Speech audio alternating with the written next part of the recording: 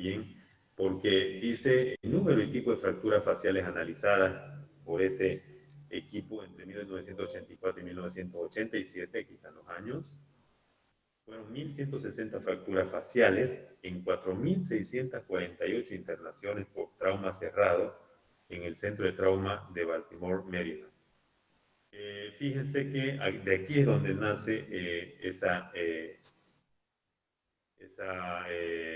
observación donde el hueso malar es el más afectado, en realidad en 243 pacientes, aquí también corroborando, Manson es el autor, ¿ya? Donde tenemos también moderada, baja y alta energía. Entonces aquí ustedes pueden ver, me voy a acercar un poquito, gracias por decir, me voy a acercar un poco acá, ¿ya? Entonces aquí ustedes pueden ver, no sé si se escucha mejor así.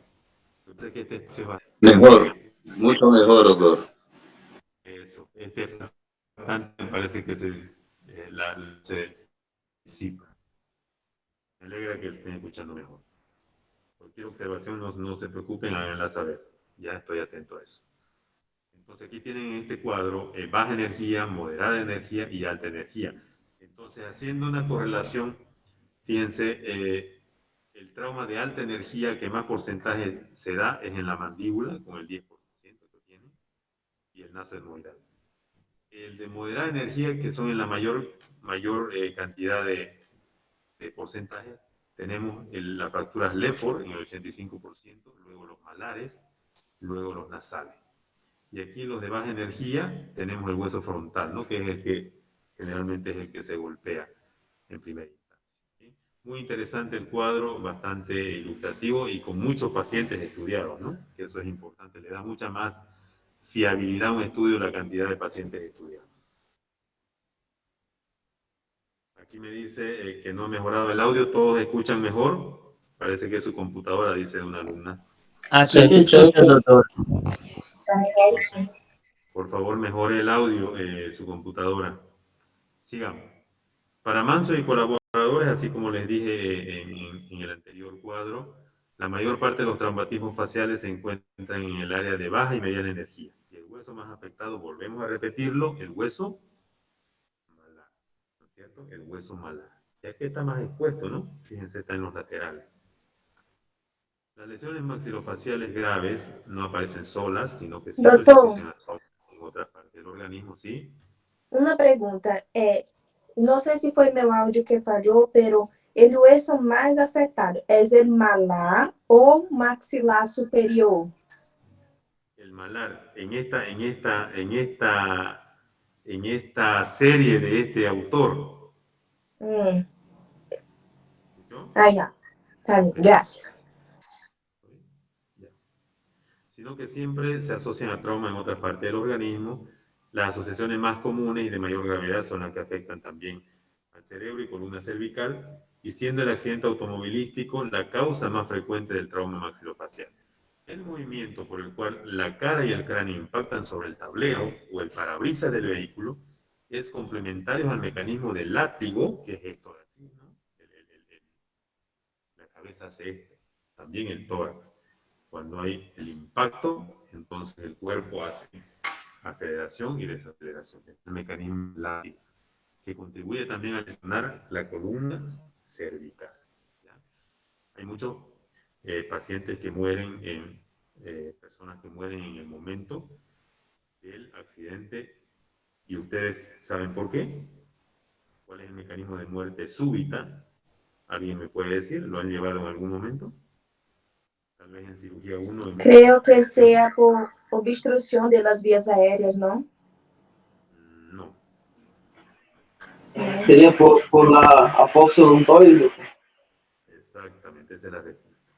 La apófisis odontoide ingresa al bulbo cerebral y ahí está el centro respiratorio, entonces inmediatamente hay un paro respiratorio, ¿no? Por el mecanismo de aceleración y desaceleración o de latigazo, ¿ya? Entonces por eso es la muerte súbita. Muy bien la respuesta. Bueno, sigamos. Entonces en esta diapositiva también les muestra y les vuelve a repetir la localización de lesiones asociadas y su incidencia en porcentaje, ¿no? Encefalocraneano, extremidades superiores y extremidades inferiores y otras, ¿no? Bien. Aspectos de la resección y reanimación inicial. Antes de que pueda leer yo la diapositiva, seguramente ustedes han llevado en cirugía 1, porque yo cuando era docente de cirugía 1, dentro del programa está atención del paciente politraumatizado, ¿ya? Y se lleva ahí el ABCDE, ¿no? Seguramente ustedes también han leído ATLS, han leído o han estado en cursos de atención al paciente politraumatizado. Entonces, lo que les quiero explicar antes de leer esta diapositiva y de atender a este paciente que estamos hablando de trauma facial solamente, es que cuando atendemos a un paciente politraumatizado, no debemos pensar que al llevar trauma facial nos vamos a descuidar de seguir el protocolo de atención de un paciente politraumatizado. ¿Entendido? Entonces, si reciben un paciente politraumatizado, siempre pongan en práctica lo que ustedes saben, el A, B, C, D, E. ¿De acuerdo? ¿Entendido? Doctor, una duda. ¿El protocolo es ABCD o ABCDE? Sí, A, B, C, D, E. ABCD, ok. Es exposición. Sim, ok. D es neurología. E es exposición donde tienes que exponer al paciente, sacar la ropa y exponerlo. Y también hay que controlar la temperatura, ¿no es cierto? Tá. O áudio continua baixo. Ainda está um pouco baixo, doutor. Não escuta muito. Aumenta o volume, Francisco, do computador. Aumentei todo já. Bien. Ok, Francisco, sigamos. Entendido entonces hasta acá, ¿no? Claro, doctor. Muy bien. Ya. Entonces, una vez que otra vez sabemos que un paciente politraumatizado que llega a nuestra emergencia y nosotros estamos de turno, tenemos que evaluar siempre primero el ATLS, la atención primaria. A, vía aérea y control de columna cervical. B, respiración. C, circulación. D, neurología. Y E, exposición y control de temperatura. Y no se olviden también de que no se puede pasar de A a la B sin haber controlado A. No se puede pasar de B a la C sin haber controlado A y B. No se puede pasar a la D sin haber controlado A, B y C. Si durante la evaluación de C tenemos problemas en A, tenemos que volver a evaluar A. ¿Me entienden? ¿Me entienden lo que le estoy diciendo? Sí, doctor. Todos me entienden esa parte, es muy importante. Si alguien no me entiende, puede preguntar, no tengan miedo. Doutor, pode repetir? Doutor, pode repetir, por favor? Ya, les repito. Cuando les llega un paciente politraumatizado, el médico de emergencia lo primero que evalúa es el protocolo de la TLS. A, vía aérea. B, respiración. C, circulación. D, neurología. Y E, exposición y control de temperatura. Si el paciente, usted ha controlado vía aérea, ya intubó o ya mejoró la vía aérea, si está expedita, puede pasar a B. Si ya controló A y B, puede pasar a C, circulación a evaluar. Si ya controló A, B y C y el paciente está estable, puede pasar a D. Y si ya controló A, B, C, D, paciente estable también, puede pasar a E. Ahora, si usted ya evaluó A, bien, estabilizó al paciente, vía aérea. B, respiración, no hay peligro a nivel respiratorio. Y está usted en C, evaluando circulación, presión arterial, si no hay ningún sangrado, etcétera, etcétera. Y se descompensa la vía aérea, quiere decir el paciente vuelve a desaturar, usted no puede seguir hacia adelante. Tiene que volver a reevaluar A. ¿Me entendieron? Sí, doctor. Creo que ahora sí, ¿no? Bien. Ok. Entonces vamos a leer esta diapositiva. Atender un paciente con trauma facial aparentemente muy grave debe distraer al profesional responsable, escúchenme, de los cuidados iniciales de su objetivo central. Primero salvar la vida, luego el órgano y luego la función. Se hace hincapié en primera instancia en la resección del paciente, en la manutención de una vía aérea expedita con control de columna cervical y el restante del protocolo. Ahora, ¿en qué circunstancias puede un traumatismo facial comprometer la integridad de la vía aérea? Muy importante esta pregunta. Número 1. Las fracturas conminutas del arco mandibular. Lo tienen ustedes en su gráfico que va a venir a continuación. Pero es la fractura conminuta del arco mandibular, de esta parte de aquí del mentón. ¿Ya? ¿Por qué? Porque eso se puede, los músculos del piso de la lengua, al abrir la boca, traccionan esa parte del hueso y pueden, obviamente, bajar la lengua hacia atrás y disminuir la calidad de la respiración. Entonces, por eso es que comprometen la integridad de la vía aérea, las fracturas conminutas del arco mandibular. Número 2. Impactación significativa del tercio medio en fracturas Lefort 1 y 2. Las fracturas Lefort 1 y 2 están dadas ya sea en la parte media, ¿no es cierto? Pero si hay una impactación significativa, también todo ese macizo facial se irá hacia atrás y la vía aérea se verá comprometida también. ¿Ya? Entonces, tomen en cuenta, muy importante esta pregunta y esta respuesta. ¿Se puede agravar un accidente o un trauma facial por existir sangrado? Obviamente. Vómitos, obviamente. Piezas dentarias, obviamente. Y prótesis dentarias. Entonces, si el paciente está sangrando, ustedes tienen que, en la emergencia, tener su aspirador, aspirar, ¿no? Si el paciente, hay que tener cuidado de si ha vomitado también, hay que limpiar, o si vomita ese momento, hay que girar la cabeza un poquito y obviamente que vomite hacia un lado para que no se broncoaspire, cuidando siempre la columna cervical, ¿no? Ya le han de haber colocado collarín cervical también cuando llegue el paciente. Las piezas dentarias son otro problema.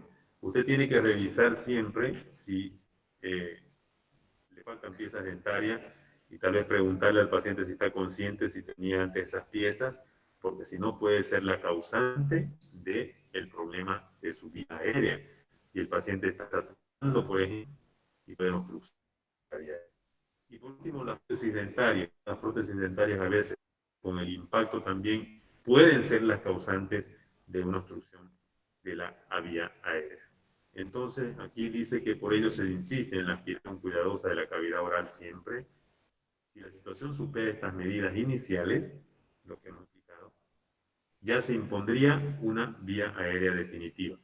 ¿Qué quiere decir esto? Que si nosotros, con nuestro paciente politraumatizado, hemos hecho todas las medidas necesarias de la atención inicial, pero nuestro paciente nos sigue desaturando por debajo de 90 o por debajo de 85, 80, 75, 70 o menos, ya tendríamos que pensar inmediatamente, el médico inteligente y que maneja muy bien paciente politraumatizado, de imponer una vía aérea definitiva, ¿no? Imponer una vía aérea definitiva. ¿Y qué es eso? Imponer una vía aérea definitiva es intubar al paciente. ¿Y cuál es la indicación de intubación al paciente? Saturar menos de 70. Saturar menos de 70.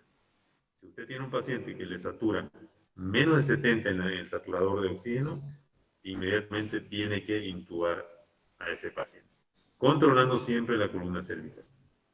Si no es posible intubar, si usted tiene dificultades para intubar al paciente, no tiene tal vez succinilcolina, no tiene el protocolo, sus medicamentos de relajación listo en su emergencia, emergencia. Por último, a veces ni funciona el laringoscopio porque no tiene pila. Sucede eso en las emergencias, por eso tienen que estar listos para todo. Ahí ya es posible realizar una cricotiroideostomía. ¿No? Una cricotiroideostomía. Y ustedes me dirán, doctor, ¿y por qué una traqueostomía no? No se hace traqueostomía de inicio, siempre después de haber intentado intubar 2, máximo hasta 3 veces, y no lo hemos podido hacer generalmente, y nadie más, no tenemos a otra persona que pueda hacerlo, o fracasa también, hay que pensar en realizar una cricotiroidostomía, no perder mucho tiempo porque el paciente puede quedar en hipoxia, ¿no? Y daño cerebral. La cricotiroidostomía, me imagino que ustedes también, y siempre les recalco, han pasado en cirugía 1 en técnicas quirúrgicas menores, ¿no? Deben también dominar cómo se hace una cricotiroidostomía, ¿ya? Bien.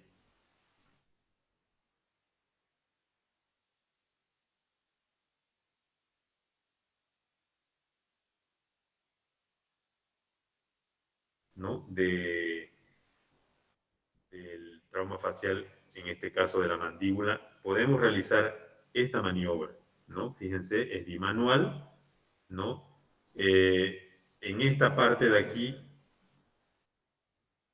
está el paciente teniendo una probable obstrucción de la vía aérea, ¿no? Y con la maniobra, con la mano izquierda, sobre la frente se dirige la cabeza un poco hacia arriba, y hacia atrás, perdón, y la mandíbula se levanta hacia arriba. Entonces eso va a permitir que todos los órganos de la cavidad bucal regresen a su posición y se libere un poco la vía aérea. Fíjense, ya está expedita, ya no está cerrada aquí por compresión. ¿No? Aquí está cerrada por compresión, pero aquí está expedita. ¿Ya?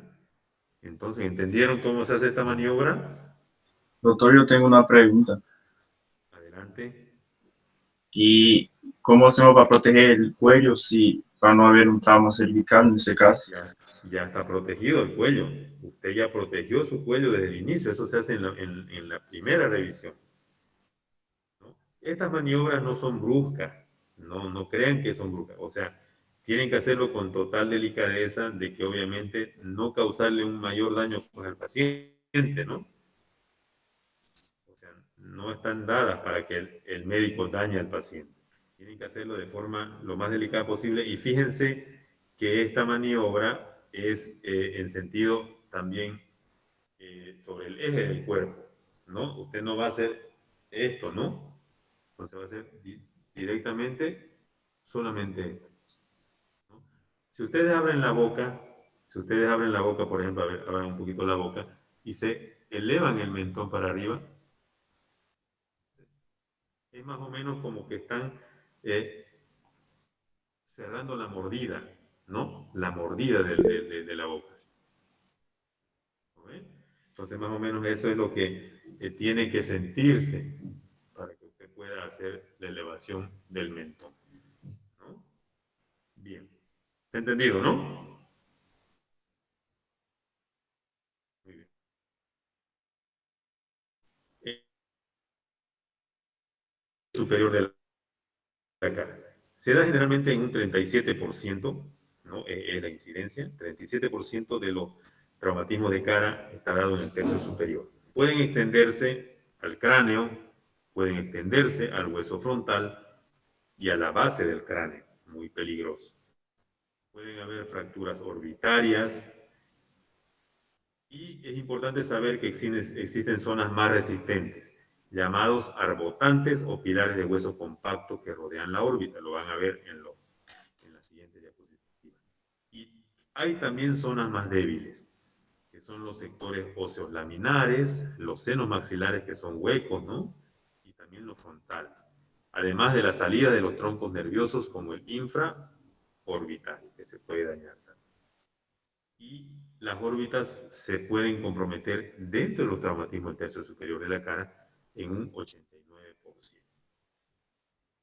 Aquí tenemos esos famosos arbotantes que decía en la diapositiva anterior, ¿no? Que rodean la base de la órbita y se continúan con los del cráneo y con los del tercio medio de la cara. Estos arbotantes, ¿no? Fíjense, es un hueso compacto aquí, hueso compacto.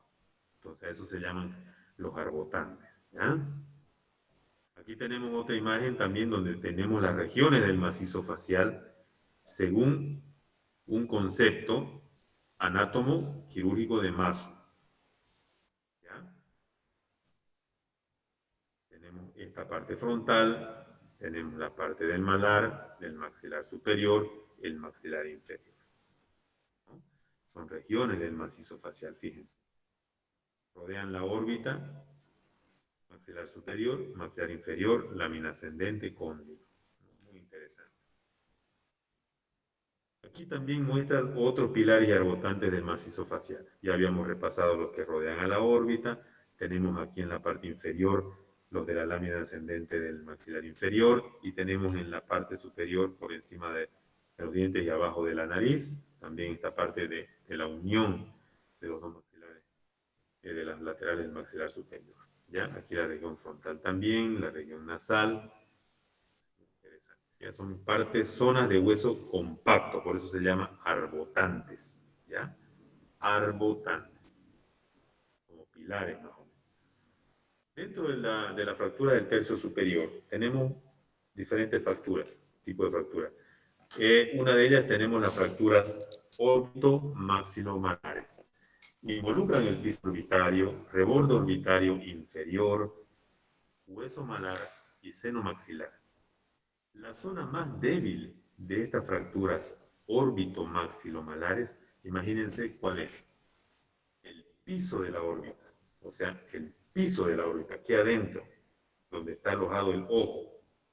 Esa es la parte más débil. Cuando el impacto se ejerce sobre el globo ocular, fíjense bien, cuando el impacto se da sobre el globo ocular, la ruptura del piso de la órbita actuaría como un mecanismo de protección del ojo, ya que lo que primero se rompe es el piso de la órbita, en tanto que el globo ocular permanece intacto generalmente.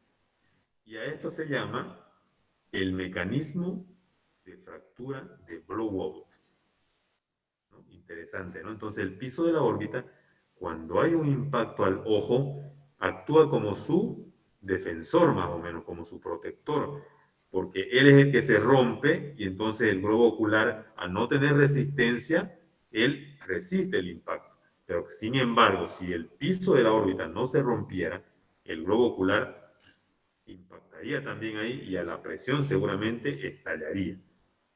¿Cierto? Entonces fíjense, muy sabia este mecanismo de defensa, ¿no? Del globo ocular.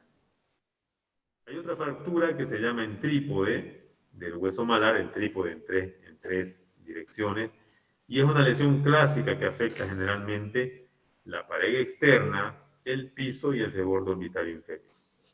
Es otro tipo de fractura que se puede dar. El diagnóstico. Siempre ahí ya entra la semiología, ¿no es cierto? Diagnóstico, tenemos signos y síntomas. ¿Cuáles son los signos y síntomas del tercio superior? Generalmente el edema está en todos los tipos de fracturas. ¿Qué es edema? Hinchazón, ¿no? Edema, hematoma palpebral, va a haber equimosis, hematoma, va a cambiar de coloración. Y tenemos también el signo de Rowe, fíjense, signo de Rowe. Este signo es patognomónico. ¿Qué quiere decir patognomónico? Propio de esta fractura e indica la efracción del periósteo orbitario. ¿Qué es efracción del periósteo orbitario? Que hay una disrupción en el periósteo, lo cual permite la extensión del hematoma desde el lugar de la fractura hasta el borde corneano de la conjuntiva, hasta abajo, hasta la conjuntiva. Eso es el signo de Rowe. ¿Ya? La extensión del hematoma desde el lugar de la fractura hasta el borde corneano. No se olviden. La enoftalmía enoftalmía cuando en la fractura del piso de la órbita se produce una importante brecha, o sea, un espacio, se origina una severa desproporción entre el continente y el contenido orbitario, cuya caída al seno maxilar hacia abajo disminuye la protrusión del globo ocular y entonces se va a traducir en que el globo ocular se va para adentro, ¿no es cierto? Entonces eso se llama enoftalmía. Lo contrario de exoftalmía, ¿no? Cuando el ojo se va hacia afuera se llama exoftalmía. Entonces, enoftalmía. La diplopía es otro de los signos de la fractura del tercio superior. ¿Qué es la diplopía? Escuchen bien. Ocurre cuando la función de los músculos recto inferior y oblicuo menor se ve restringida. ¿Por qué se vería restringida la función de estos músculos? Porque se quedan atrapados en los trazos de fractura del piso orbitario. No se olviden que el piso orbitario se fracturó, entonces estos músculos se quedan atrapados en esos trazos de fractura. Entonces, cuando el recto superior, el otro músculo, el de arriba, quiere hacer rotar al globo ocular hacia arriba, los músculos que están atrapados se van a oponer y lo van a traccionar hacia el lugar donde está atrapado. Entonces, un ojo quiere ir hacia un lado, pero sin embargo el otro se va hacia el otro lado, ¿no? Entonces, ¿me entendieron bien, no? La diplopía. ¿De acuerdo? Ese es el mecanismo de por qué se da la diplopía. ¿Alguna pregunta hasta aquí o entendido esta parte que es muy Doctor, interesante? en esta parte de la diplopía, cuando el paciente refiere esta visión doble, ya podemos hacer el test de atrapamiento ocular en caso de la pinza de presión, la ciclolocalía de 12%. Sí, se puede hacer. En este momento, ¿qué lo hace o no? Para corroborar, ¿no? Exactamente, para corroborar. Así lo dice el libro, ¿no? Así, ya también. Bien. Doctor, una pregunta. Yo, Marco, Ajá. yo en internet busqué el signo de Rowe, pero casi no encontré ninguna imagen. Es el en que toda esa parte blanca se queda roja del ojo. ¿Es ese Claro, signo? el signo de Rowe es la extensión del hematoma desde el lugar de la fractura hasta el borde de la conjuntiva. Tenemos en el ojo, ¿no es cierto?, la esclera, que es lo blanco, la córnea, que es el color de los ojos, y la conjuntiva, que está aquí debajo en los párpados. Entonces el hematoma va desde el lugar de la fractura hacia la conjuntiva, hasta el borde corneano de la conjuntiva. Se extiende, o sea, hay una extensión del hematoma. A eso se refiere el signo de Rowe. Hay que buscarlo, obviamente, ¿no? Hay que buscarlo. Doctor, lo que pasa, por ejemplo, es que cuando hay fractura de base de cráneo también, hay como una quimose, ¿no es? Alrededor del ojo. Entonces, tiene que saber distinguir los dos, ¿no? En realidad sí, ese es generalizado, ¿no? O sea, es bien evidente. Este es solamente a nivel del borde corneano de la conjuntiva. En cambio, el mapache es todo el reborde orbital, inclusive la parte de la piel, ¿no? Bien. ¿Dónde está? Doctor, ¿No? ¿Sí? esta fractura de Blumhout es la que produce la inmortal ¿La fractura de qué? de Blumhout. No, claro, obviamente hemos explicado de que el atrapamiento, ¿no? El atrapamiento de los músculos en el piso orbitario produce la distrofía. Y el espacio que queda, ¿no? En la fractura del piso orbitario hace con que el ojo descienda y entonces ya no va a ocupar la misma ¿cómo lo puedo llamar? La misma línea, ¿no? Que el otro ojo, porque el piso orbitario del ojo normal está sin daño, pero el piso orbitario del ojo fracturado está dañado, entonces el ojo cae, y por eso se da la enoftalmia. El ojo se va hacia atrás, ¿no? Muy interesantes son estas. Doutor, mais uma consulta. Aqui em Libra também diz que às vezes pode ocorrer, além da enoftalmia, o revés, o contrário, né? A exoftalmia. Em que ocasiões que pode ocorrer isso? ¿Que puede existir qué? El revés, ¿no? En vez de la enoftalmía, hacer la no. Exoftalmía. El revés, ¿no? El olho se excursiona hacia afuera. Pero es muy raro, es muy raro, Ah, ¿no? está bien. El patognomónico es enoftalmía. Sí. Pero Más se ocurre, ¿no? también puede coexistir, pero no es lo ideal para el diagnóstico. Habría que buscar otra patología, ¿ya? Bien, vamos a explicar un poquito esta parte de la diapositiva, el atrapamiento de los tejidos tendinosos perioculares, ¿no? Aquí nos muestra justamente, está muy bonito esquematizado, y de los músculos extrínsecos oculares, ¿ya? En los trazos de fractura, aquí, impide la expulsión del ojo hacia arriba. Entonces, lo que estábamos explicando, ¿no? Entonces, el ojo se va para atrás, ya es una eunoftalmía. Aquí lo que estaba diciendo ya que son la positividad del test de tracción, ¿no? Certifica el atrapamiento del recto inferior y es un signo también patognomónico de fractura del piso orbitario. Este test se puede realizar colocando unas gotitas de lidocaína al 2% en el fondo del saco conjuntival, en la parte interna inferior, y luego mediante una pinza, como decía también Kesson, se tracciona hacia arriba la conjuntiva y si el ojo excursiona normalmente, porque es un test de reacción ocular, ¿no? Será negativo. O sea, no hay atrapamiento, por el contrario, la inmovilidad ocular indicaría que el test es positivo porque estaría el ojo atrapado, ¿no es cierto? Muy interesante. 71% de los traumatismos orbitarios globocular no sufren ninguna lesión ni alteración funcional. La radiografía mentonasoplaca o de Batter es la ideal para estudio de paredes orbitarias. Entonces, cuando ustedes tengan un paciente también, ya dentro de la revisión secundaria, y cuando puedan ya pedir los estudios diagnósticos, ya ponen solicito radiografía de Batter para ver paredes orbitales. La tomografía solamente se pedirá en caso de fracturas muy complejas, ¿no? Vuelvo a repetir, lo primero que tienen que pedir es la radiografía de Batter o mento-naso-placa, ¿ya? Vuelvo a repetir, tomografía solo en caso de fracturas muy complejas, ¿ya?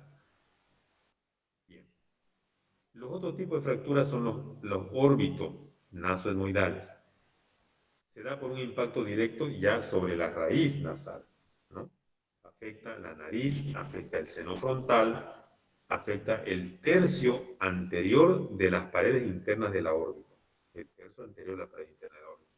Y pueden extenderse hacia la base del cráneo, ya por el impacto, ¿no es cierto? Por el impacto.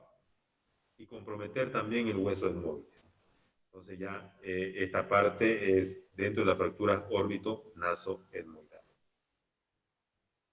¿Cómo se hace el diagnóstico? De nuevo tenemos, lo vuelvo a repetir, hemos dicho que hay similitudes, ¿no es cierto? Edema, hematoma bipalpebral. Aquí teníamos hematoma palpebral solamente, porque puede haber en un solo lugar, fíjense. Pero aquí tenemos hematoma bipalpebral, porque generalmente el golpe es en el centro y obviamente los dos párpados pueden tener hematoma, ¿de acuerdo? Va a haber un hundimiento de la raíz nasal por el golpe, ensanchamiento interorbitario porque esto se va hacia atrás y entonces se ensanchan la distancia interorbitaria. Desplazamiento de uno de los dos cantos internos, o sea, de la parte interna del ojo, puede haber un desplazamiento. Y lesión de la vía lagrimal, ¿no? Lo que les decía, lesión de la vía lagrimal. El diagnóstico también se lo hace mediante radiografías mentonasoplaca y en este caso ya frontonasoplaca. Son suficientes para establecer y corroborar su diagnóstico, y la tomografía, vuelvo a repetir, solo en casos complejos. Pero entonces ustedes me preguntarán, pero doctor, ¿y cómo yo sé que un caso es complejo o no es complejo? Entonces, si usted, por ejemplo, con los signos y síntomas y con lo que usted ha aprendido y ha estudiado sobre estas fracturas, no ha podido diagnosticar exactamente lo que pueda hacer si una fractura órbito-nasogenoidal o una fractura órbito-maxilomalar y está en duda, puede solicitar tomografía. O si también a veces es difícil el diagnóstico, si el paciente está más complicado, también se puede optar por solicitar una tomografía. ¿Ya? El tratamiento. En etapas principales hay que hacer la exposición de los sectores involucrados, ¿no? Ya esto es la parte quirúrgica, ¿no? Hay que poner sectores involucrados, reducir, alinear fragmentos fracturados, fijación interna mediante microminita con tornillo y el empleo de óseos para reemplazar sectores. Ya esto es quirúrgico, ¿no? Que son pilares fundamentales que se tiene que hacer durante la cirugía. Bien. Traumatismo del tercio medio de la cara. Los traumatismos del tercio medio de la cara alcanzan al 41% de incidencia, un poquito más que los otros, ¿no? El tercio superior estábamos en 37%. Entonces fíjense que el maxilar superior, o la parte media de la cara, es la que más puede sufrir fracturas en los traumatismos. En la mesoestructura del maxilar superior existen arbotantes óseos, que ya los mostramos, que además de columnas de engranaje óseo entre la cara y el cráneo, se convierten en lugares ideales para colocar elementos de fijación rígida. No se olviden que los tornillos no hay que colocarlos en láminas que son delgadas, sino en lugares huesos que son más resistentes, con mayor diámetro, y que obviamente los tornillos y las microplacas pueden fijarse y pueden quedarse ahí un buen tiempo o para siempre, ¿no? En este caso, en la parte de la cara, esas microplacas quedan para siempre, ¿no? Ahora, aquí aparece el effort, ¿no? Ustedes han compartido también en el chat del curso algunos videos sobre el effort, ¿no?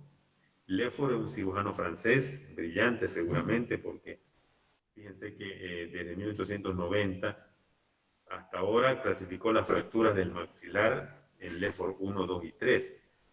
Y entonces seguramente fue un cirujano muy habiloso que se dedicó a estudiar las fracturas y hizo su propia clasificación, que también hasta ahora generalmente se las ocupa en todos los lugares del mundo.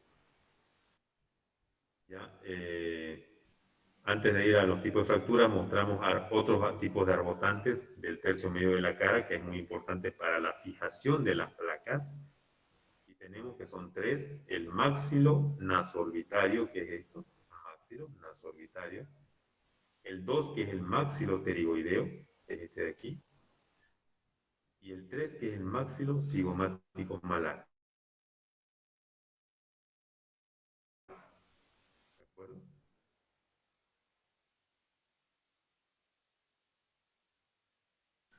Es la verdadera disyunción cráneo-facial, o sea, hay una separación cráneo-facial. Los trazos de fractura se extienden de la raíz nasal, la pared interna, piso, pared externa lateral de la órbita, articulación frontomalar, arcada cigomática, y terminan en la disyunción pterigomaxilar a nivel de la articulación pterigoide del efenoide con la tuberosidad del maxilar superior. Entonces es una fractura muy extendida, ¿no?, que provoca la separación entre el cráneo y la cara. Y es esta de aquí, ¿no? La fractura del Leffort 3. Fíjense, todo el trayecto, ¿no?, separa el cráneo de la cara. nuevo acá. Produce una verdadera separación entre el cráneo y la cara. Muy bonita ilustración. La Lefort 2, fractura piramidal también se llama. Los trazos parten desde la raíz nasal, y hay diferentes raíz nasal, se extienden también por la pared interna, el piso del rebordo orbitario inferior, y continúan por la cara anterior del maxilar superior hasta separar las apófisis pterigoides de la tuberosidad del maxilar superior. Entonces veamos cómo son. Ya es acá. Diferente, ¿no es cierto? Desde la raíz nasal hasta el maxilar superior. Ahí también vemos diferente, ¿no?, los trazos fracturarios. La Lefort 1 afecta solamente la infraestructura del maxilar superior, separando las apófisis alveolares y palatinas del recto del maxilar superior. O sea, hay una separación del maxilar superior. Se extiende de una articulación pterigomaxilar hasta la otra, pasando por la abertura piriforme. Y se ve así, ¿no? Fíjense, separa, el mismo maxilar superior lo separa. Así, ¿no? Bien. ¿Cómo se hacen los diagnósticos? De nuevo, edema palpebral bilateral, en este caso. Aquí aparecen otra vez hematomas periorbitarios, ¿no? De perfil puede haber la clásica cara de plato. ¿Qué es la clásica cara de plato? Plana cara plana. ¿Por qué? Porque el impacto desplazó hacia atrás las estructuras óseas. Entonces, la cara de plato, ¿cierto? Se tienen que realizar palpaciones bimanuales para poder diagnosticar, por ejemplo, tenemos que hacer con la mano derecha o la mano izquierda la disjunción craneofacial, ¿no? Muy delicadamente porque podemos hacer sangrar también. Pero hay que palpar los trazos fracturarios, generalmente con las dos manos, ¿ya? Las radiografías mento-nasoplaca y perfil estricto son suficientes para ver los trazos fracturarios de esta fractura. Ahora, en la fractura del Lefort 3, el traumatismo puede ser tan intenso que es necesario completar con tomografía. ¿Ya? Esto está bien claro, ¿no? En la fractura Lefort 3, el traumatismo es tan intenso que es necesario completar con tomografía. Aquí vemos algo ilustrativo que está en el libro también que les pasé, que es la depresión del pómulo, fíjense acá, ¿no? Debido a una fractura del malar derecho. Aquí tenemos un pómulo normal, pero sin embargo acá está deprimido. Aquí tenemos los hematomas periorbitarios, fíjense, una fractura naso-órbito-enoidal.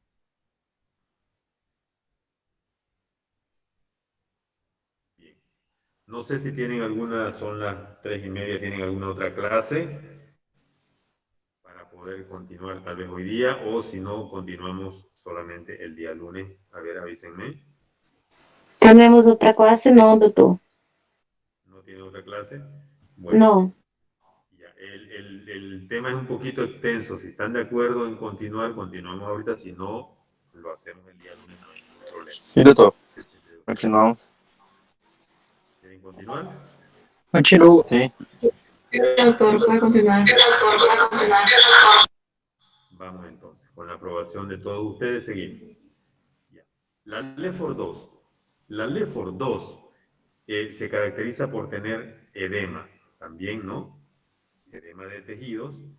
Hematoma bipalpebral semejante a la Lefort 3. ¿Han visto el hematoma bipalpebral? ¿No es cierto? ¿Han visto cómo se tiñe la región bipalpebral?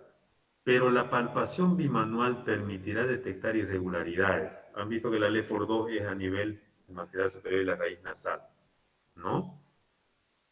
Permite detectar irregularidades a nivel de la raíz nasal, el reborde orbitario inferior y no a nivel de la unión frontomalar. ¿Ya? La radiografía también simple, mento-nasoplaca y perfil estricto permitirán aclarar el diagnóstico. Y de nuevo, se solicitará tomografía para observar fracturas más complejas. En la LEFOR 1, la alteración de la oclusión dentaria junto con los datos de la palpación bimanual son suficientes para establecer el diagnóstico. En la LEFOR 1, que es solamente el maxilar inferior, basta con que uno le haga decir al paciente sí, que abra la boca, ¿no? Que abra la oclusión de la mordida para saber si hay o no fractura, porque el paciente que tiene fractura del LEFOR 1 no va a poder hacer la mordida adecuadamente. Y ya cuando usted hace la palpación bimanual, también obviamente notará que hay una disrupción a nivel del maxilar superior.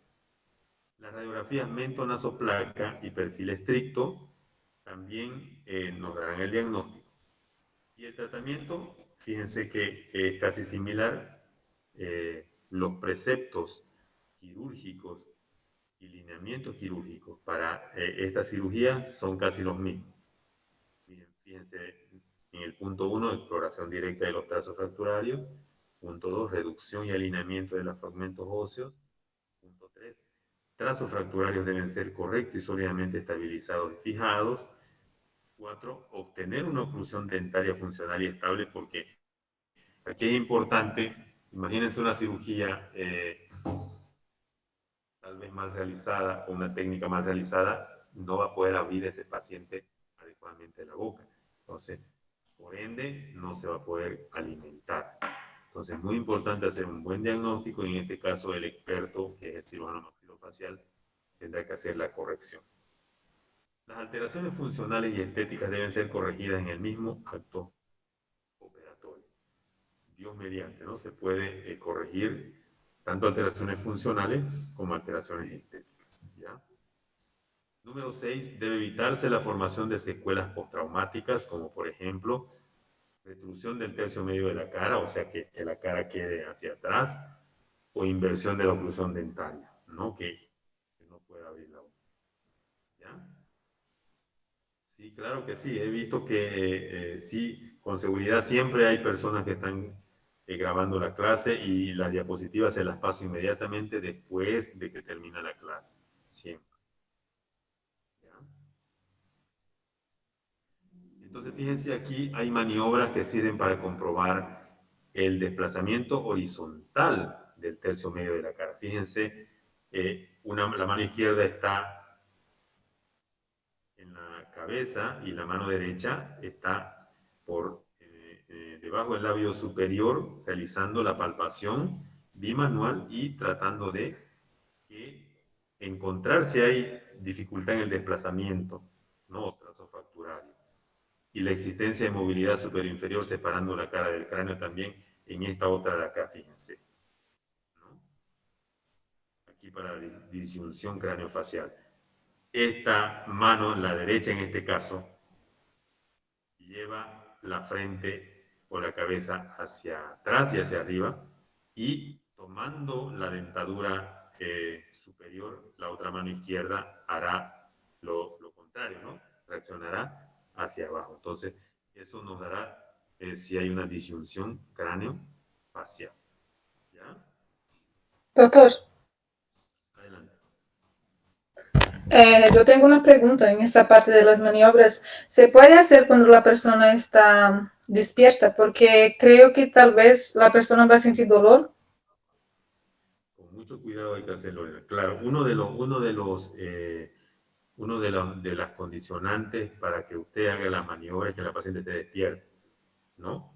Porque va a despertar un poco de dolor, porque si usted hace la palpación en pacientes que no causa dolor, entonces obviamente va a estar negativa su exploración. Pero si no tiene dolor y tiene trazos fracturarios, usted los pueda palpar, también usted puede sospechar de trazos de fractura y solicitar ya la radiografía respectiva, ¿no? Ahora, en un paciente inconsciente, digamos, cuando ya lo intubó, no se olvide que estas exploraciones en pacientes inconscientes y en pacientes que politraumatizados que le han llegado a su emergencia, usted tiene que hacerla después de haber hecho el ABCDE.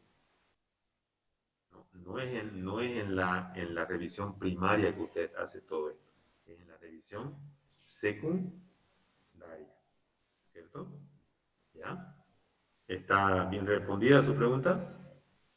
Sí, doctor, es porque me quedé con duda porque como se trata de fractura, ¿no? Pensé que tal vez tenía alguna reserva para hacer porque probablemente el paciente va a sentir dolor. Por eso, si usted no me escuchó cuando empecé a explicarles un poco sobre las maniobras, les dije que tienen que hacerlas con mucho cuidado, porque imagínense, por ejemplo, tomemos como ejemplo una fractura de un miembro superior o inferior. Si usted va y le hace las maniobras al hueso quebrado, ¿qué va a hacer? Al hueso fracturado le va a causar dolor, obviamente, y por último lo va a desalinear, ¿no es cierto? Lo va a desalinear, porque de estar alineado usted lo puede alinear y provocar una fractura expuesta, ¿no? Entonces lo mismo acá, hay que hacer las maniobras con mucho cuidado, con mucho tacto, no muy fuerte, acorde a que usted más o menos pueda ver que el paciente tenga poco dolor y poder lograr su cometido de diagnosticar ya sea las fracturas del LEFOR1, LEFOR2, ¿de acuerdo? De acuerdo, doctor, gracias. Muy bien. Bueno, traumatismo del tercio inferior de la cara. Esto ocurre en menor porcentaje. Fíjense que 10 y 25%, ¿no? Teníamos 37% traumatismo del tercio superior, 41% traumatismo del tercio medio, y aquí tenemos entre el 10 y el 25%. ¿De acuerdo? La mayoría de los autores están de acuerdo en que la incidencia de estas fracturas dentro de las distintas regiones de la mandíbula se da en las distintas regiones de la mandíbula. Fíjense que la mandíbula es larga, ¿no? Es extensa, ¿ya? Entonces, esta incidencia es en distintos lugares. Ya vamos a ver más adelante dónde son los trazos fracturarios de la mandíbula.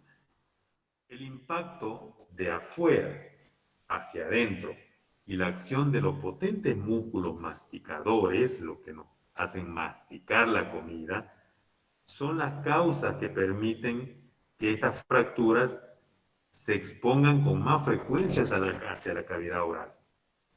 O sea, que haya fractura expuesta del hueso hacia dentro de la boca.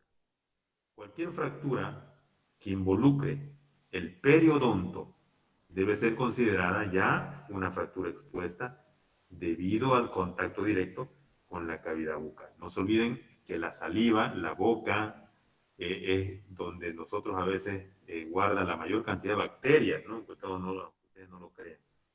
¿Ya? Entonces se pueden infectar fácilmente estas fracturas si no son diagnosticadas a tiempo o no son correctamente tratadas.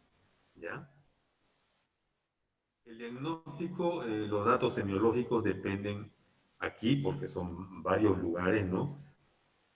De la ubicación y de la orientación del trazo de la fractura. ¿Qué quiere decir el trazo de la fractura? Si va oblicuo hacia la derecha o oblicuo hacia la izquierda. Entonces, mucho depende, van a ver ustedes más adelante, de la orientación del trazo fractural.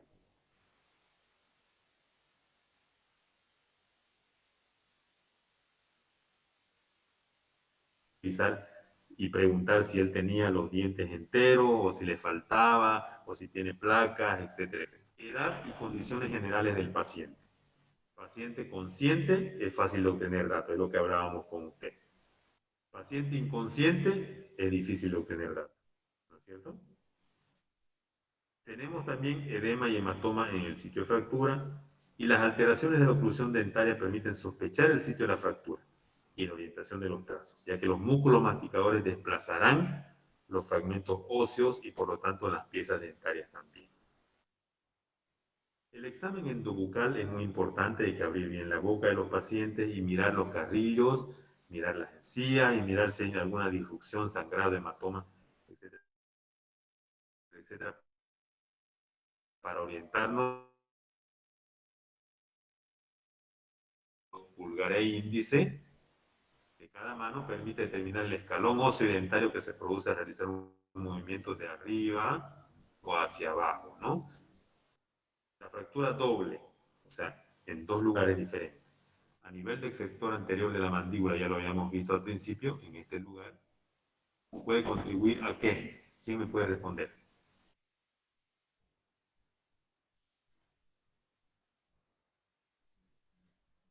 Si hay la fractura doble aquí, en este lugar de la mandíbula, ¿qué puede pasar? Puede- Los músculos que traccionan la lengua. Es muy bien. Los músculos del piso de la La lengua femorotraqueal. de la vía respiratoria. Hablamos de las fracturas conminutadas, ¿se acuerdan? Conminutadas del maxilar inferior. Bien, recordaron, muy bien. Doctor, yo estaba leyendo y vi que, digamos, ese tipo de fracturas a veces hasta facilitan para la intubación orotraqueal, ¿no? Hay una fractura, se destiende más. Exactamente, se puede la lengua desplazar un poco más hacia adelante porque no tiene resistencia, ¿no? Pero obviamente a muchos les puede facilitar, pero como a muchos les puede también dificultar. Todo depende del momento, ¿no?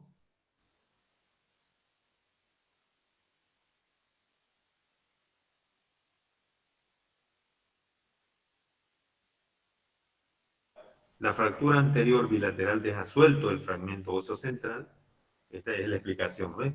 Que es llevado hacia atrás por los músculos mencionados, desplazando el piso de la boca y la lengua hacia el cabo, lo cual obstruiría el pasaje del área hacia la glotis. Es el mecanismo por el cual estamos explicando de por qué puede haber obstrucción respiratoria. Aquí hay tipos de maloclusión. Según este autor, la clase 1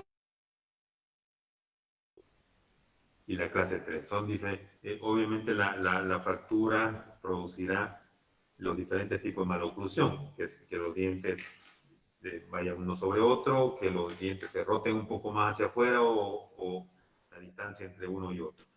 Según esta clasificación y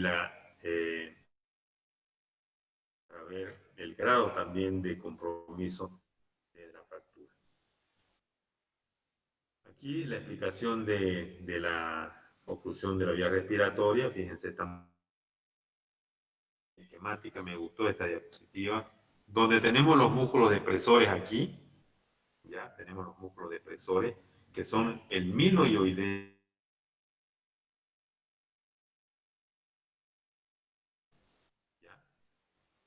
milioideo y genioideo. Retroponen el fragmento fracturario anterior, este de aquí. Retroponen quiere decir que lo llevan hacia atrás, ¿ya? Dos, aquí tenemos el trazo fracturario. Fractura de trazo favorable, cuyo desplazamiento es evitado por la acción de los músculos elevadores. Este trazo fracturario que va de abajo hacia arriba, y en este caso iría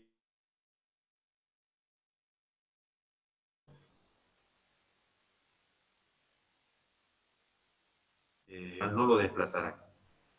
Sin embargo, este otro que va el trazo fracturario hacia adelante es desfavorable, donde este fragmento posterior sería llevado hacia arriba por la opción de los músculos elevadores, este fragmento, ¿no? Y entonces produciría, digamos, dificultades, ¿ya? Entonces, interesante ¿no? Y la acción de estos músculos depresores, ¿no? Muy bonita diapositiva, muy bonita diapositiva.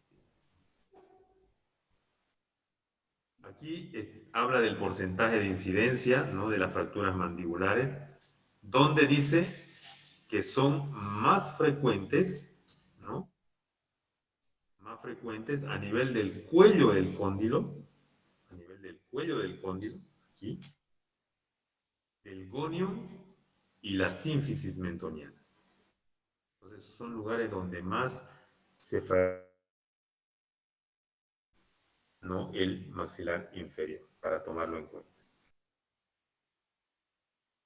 Aquí tenemos una mordida abierta, por ejemplo, miren en una fractura típica, ¿no? En una fractura de tipo Lefford 1, ¿ya? No puede el paciente morder, ¿no? No puede, porque ya está suelto esto aquí, está suelto, ¿no? Aquí la fractura sería aquí, Lefford 1, y ya no puede aplicar la mordida, porque no tiene la fuerza necesaria, ya hay una disrupción ahí, hay una fractura, entonces no puede hacer esto, ¿no?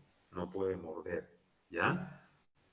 Y aquí vemos laceración de la mucosa y escalonamiento de una fractura parasinfisiana mandibular. Tenemos la laceración de la mucosa, fíjense, ¿no? Aquí mismo. Y escalonamiento de una fractura parasinfisiana. O sea, volvamos atrás.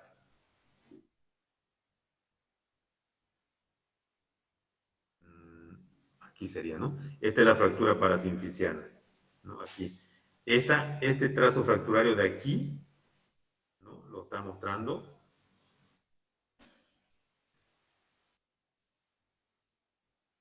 aquí. Cosa que ya hay una disrupción, fíjense. Normalmente esto está continuo, pues, ¿no? Pero aquí, miren, fíjense cómo se ha separado. Entonces ya, obviamente ahí va a tener una probabilidad de que haya el desplazamiento de la lengua hacia atrás, ¿no? Pero es solamente unilateral, no hay bilateral, en un solo lugar. Doctor, una pregunta, por favor. En la Lefford 1, ¿cómo hay la separación de la apófisis alveolar, no ve? Entonces la arcada dentaria se queda móvil dentro de la boca. La parte superior sí se queda móvil, aquí. Ha visto que ya no hay la fuerza para que la arcada superior pueda hacer la mordida, porque está suelta.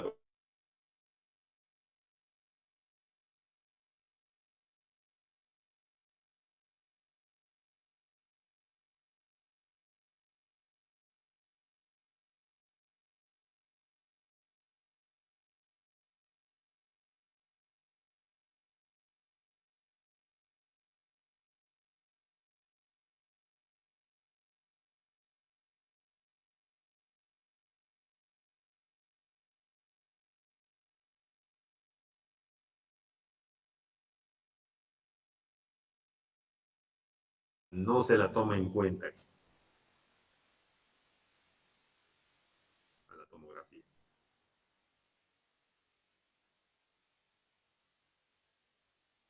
Ya no hay fractura de mandíbula, no. ¿Ya? Y el tratamiento, la fijación rígida interna, mediante placas y tornillos de nuevo, que es el tratamiento que se utiliza actualmente, reemplazando a la clásica fijación interdentaria con arcos en peine. Antes hacían fijaciones interdentarias para tratar esta fractura, o sea, hacían entre diente y diente. Ahora, con la tecnología se hacen la aplicación de tornillos fácilmente, ¿ya? Las ventajas permiten una alimentación inmediata, pues no se usa fijación interdentaria, el paciente pueda abrir y cerrar la boca. Es ideal para el tratamiento de los desdentados completos cuando no tienen dientes, porque si no, ¿cómo va a ser la fijación interdentaria, no? Si no tienen dientes.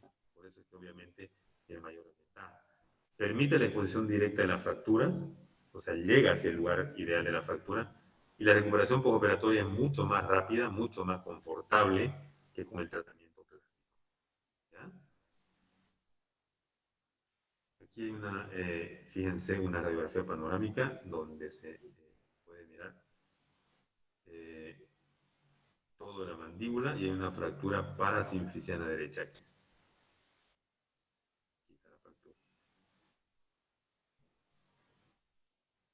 Aquí ya son imágenes demostrativas radiológicas que están en su libro también, donde hay un corte axial de tomografía con una fractura frontal, dice, ¿no? Y del techo orbital.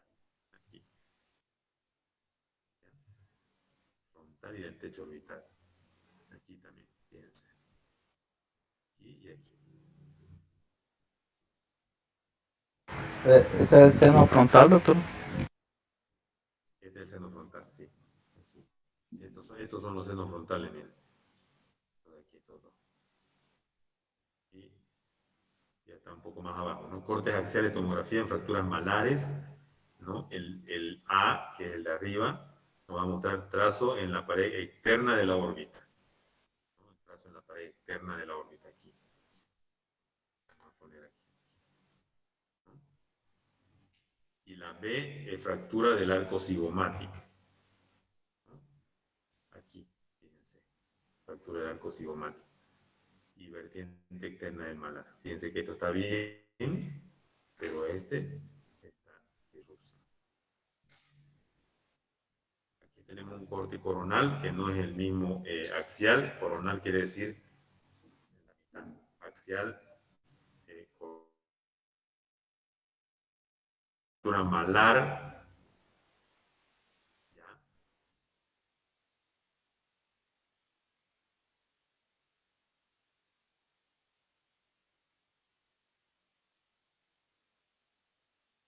Ya tenés corte coronal de tomografía computarizada en una fractura condilia bilateral. Fíjense aquí, los cóndilos están fracturados. ¿No? Condilia bilateral. Aquí los dos cóndilos. De la rama del maxilar y estos son los cóndilos. Entonces ahí va a haber también dificultad, pero a este nivel, ¿no? de la articulación temporomandibular. Cóndilo.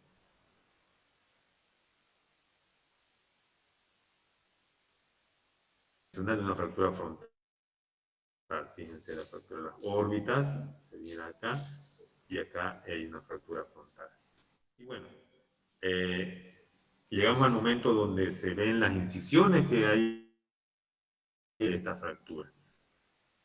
Y fíjense que hay 4 incisiones básicas, ¿no? Hasta 5, ¿no? 5 incisiones básicas.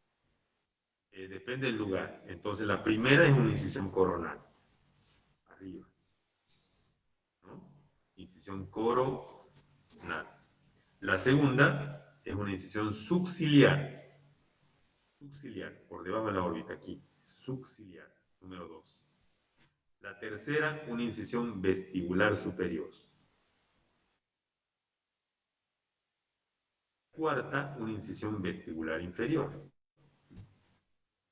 Y la quinta, una incisión submandibular. Entonces, fíjense que con esas 5 incisiones llegamos a todos los sitios de fractura. Podemos llegar a todos los sitios de fractura, ¿ya? Aquí ya se desmenuza cada una de ellas, ¿no? El esquema del acceso coronal, que muestra una amplia exposición de frontal, malar, y techo y paredes. Aquí fijación de fracturas maxilares por acceso vestibular, o sea, la parte superior, fíjense aquí está posicionamiento de los implantes sobre los pilares naxomaxilares y cigomático-maxilares. Aquí está la nariz y aquí está el ingreso vestibular superior. Aquí fijación de fracturas frontales por acceso coronal. En la microplaca. Y aquí una radiografía de placa de reconstrucción mandibular para resolver una fractura.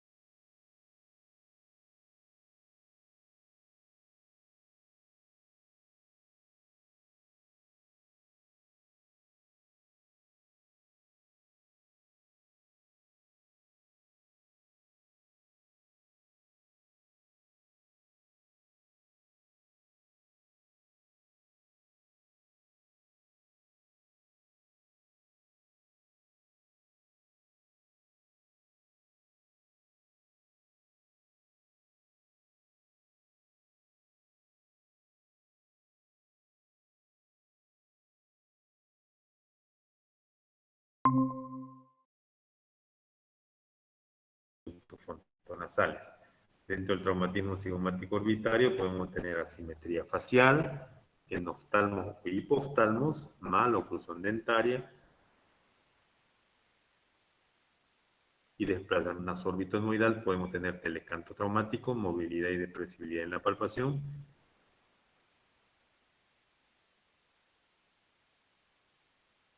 Y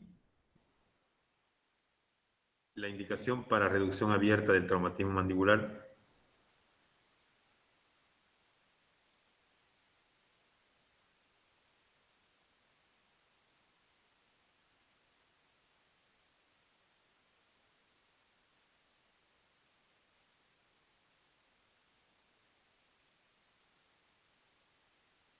debemos tener un traumatización. La clase, hemos pasado realmente 1 hora y media por la atención y por su predisposición de haber extendido 30 minutos más la clase para que podamos terminar el aula. ¿Ya? Si tienen alguna pregunta antes de continuar, creo que está muy interesante. Les vuelvo a repetir, todo lo que está hablado acá está en los libros.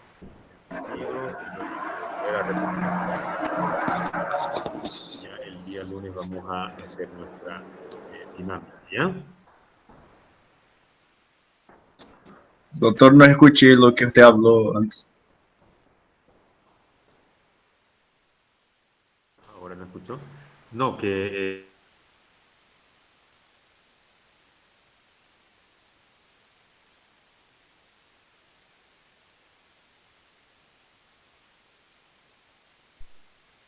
Ya, gracias. Muy bien. Nos vemos el fin de semana. Le voy a pasar, así como me pidió Jorge, el programa también. No a ningún docente se le ha revisado todavía el proyecto formativo.